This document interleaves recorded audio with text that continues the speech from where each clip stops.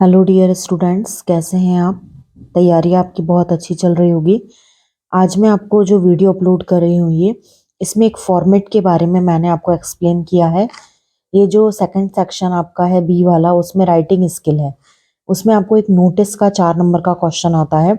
तो नोटिस का फॉर्मेट कैसा होना चाहिए, आपको क्या लिखना है अगर कोई भी नोटिस आ जाए। क्योंकि अगर मैं आपको एग्जांपल दूं या आप यूट्यूब पर भी सर्च करते हैं तो उसमें एक सिलेक्टेड एग्जाम होगा, मतलब एग्जांपल होगा।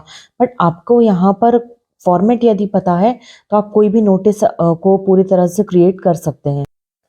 तो यहाँ पर आपको सबसे पहली बात जो याद रखनी है कि आपको एक बॉक्स पूरा बनाना होगा। विदाउट बॉक्स आपको नोटिस नहीं लिखना है। यदि आप विदाउट बॉक्स लिखते हैं तो आपका पूरा नोटिस गलत हो जाएगा। सबसे पहले आप सेंटर में लिखेंगे नेम ऑफ द ऑर्गेनाइजेशन।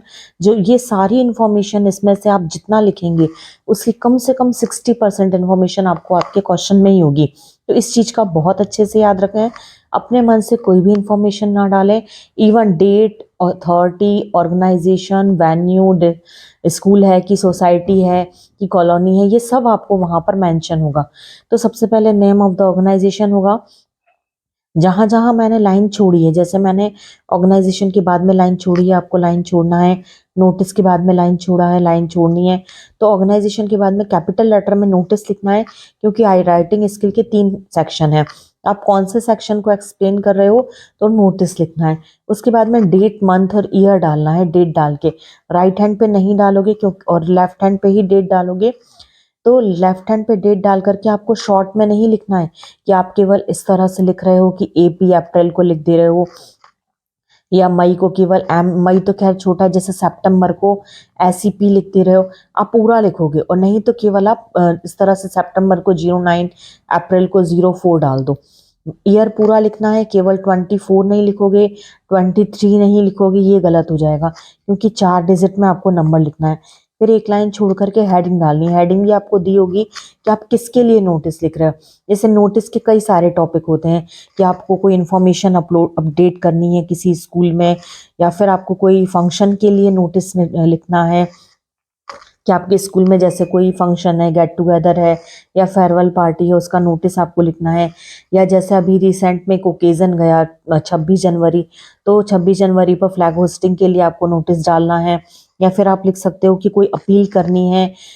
जैसे कॉलोनी में यदि बात करें कि नल नहीं आ रहे हैं तो नल के लिए अपील करनी। इस तरह से बहुत सारे अलग अलग टाइप होते हैं नोटिस के। तो आप जिस भी टाइप का है, तो ये 3 से 4 में ही लिखना है। वर्ड जो होंगे 3 से 4 होंगे, इससे ज्यादा नहीं होंगे, वरना आपको देखने में भी अच्छा नहीं लगेगा। फिर इसके बाद में बॉडी डिटेल जो होती है वो मैक्स टू मैक्स 3 से 4 लाइन की होती है। इससे ज्यादा बहुत बड़ी बॉडी लिखने की जरूरत नहीं है। इसे चाहे बॉडी कहो चाहे डिटेल कहो, तो यहाँ पर आपकी बॉडी और डिटेल आएगी। उसके बाद में एक लाइन छोड़ करके डायरेक्ट आप इसे खत्म करोगे। इसको कहते हैं अंडरसाइन। अंडरसाइन या खत्म करना जिसे हम कहेंगे। तो सिग्नेचर, नेम और डेजिग्नेशन। सिग्नेचर में केवल आपको नाम लिखना है, यहाँ पे आपको अपने ऑटोग्राफ नहीं देना है कि आप सिग्नेचर दे दो। तो केवल नाम लिखना है। उसके बाद में जिस ऑर्गेनाइजेशन के थ्रू आप ये इशू कर रहे हो वो, और उसके बाद में डेजिग्नेशन। इस तरह से आपको ये नोटिस लिखना है। मैंने यहाँ पर एक बॉडी का एग्जाम्पल लिया हुआ है, जिसमें अगर आपको कुछ भी नहीं आ रहा है तो आप इस तरह से यूज कर सकते हो। बट अगर बहुत कुछ बन रहा है तो आप बहुत अच्छा तैयार करो। This is the here inform to all.